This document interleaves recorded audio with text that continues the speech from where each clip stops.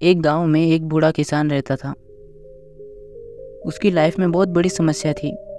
समस्या यह थी कि उसका इकलौता बेटा निकम्मा निकल गया। वो सारा दिन दोस्तों के साथ इधर उधर घूमता था, एक पैसे का भी काम नहीं करता था।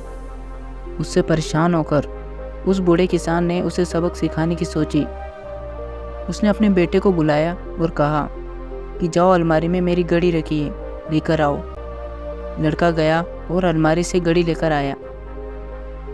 किसान ने कहा कि इस घड़ी को लेकर जाओ और बाजार में इसकी कीमत पता करके आओ। अब वो लड़का घड़ी लेकर बाजार निकल जाता है। उसने जगह जगह घड़ी की कीमत पूछी। किसी ने घड़ी की कीमत 100 रुपये, किसी ने 200, तो किसी ने 500 रुपये बताए।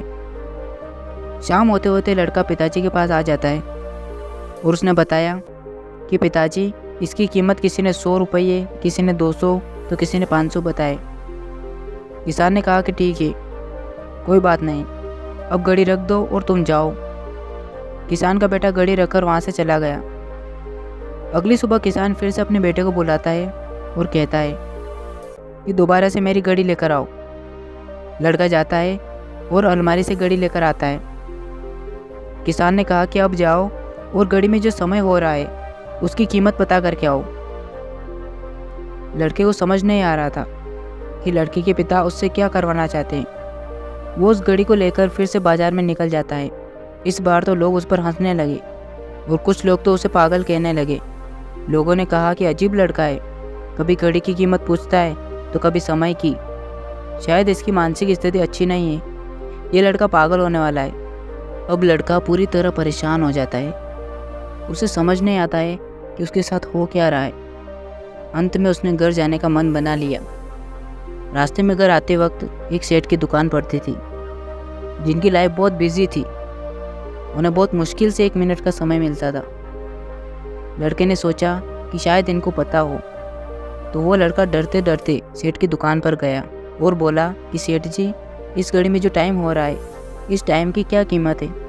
सेठ जी ने उस लड़के की तरफ देखा और वो समझ गए कि ये क्या पूछना चाहता है। उन्होंने उस लड़के को बड़े ही प्यार से अपने पास बैठाया और कहा कि देखो बेटा, इस घड़ी की कीमत हो सकती है, लेकिन इस घड़ी में जो समय है उसकी कोई कीमत नहीं है। तुम दुनिया की सारी दौलत देकर भी 1 सेकंड अपनी लाइफ में पीछे नहीं जा सकते। अब लड़के को पूरी बात समझ में आ गई। वो समझ गया कि उसके पिताजी क्या बताना चाहते थे। लड़का फ़ौरन दौड़ते दौड़ते अपने घर गया और समय की कीमत समझ गया। उसके बाद उसकी लाइफ पूरी तरह चेंज हो गई। तो यदि आपको ये कहानी पसंद आई तो इसे लाइक करें और अपने दोस्तों के साथ शेयर करें। यदि आपको इससे कुछ सीखने को मिला तो चैनल को सब्सक्राइब ज़रूर करें। मिलता हूँ मैं इसी तरह की दूसरी कहानी के साथ। तब तक संघर्ष करते रहो, आगे बढ़ते रहो।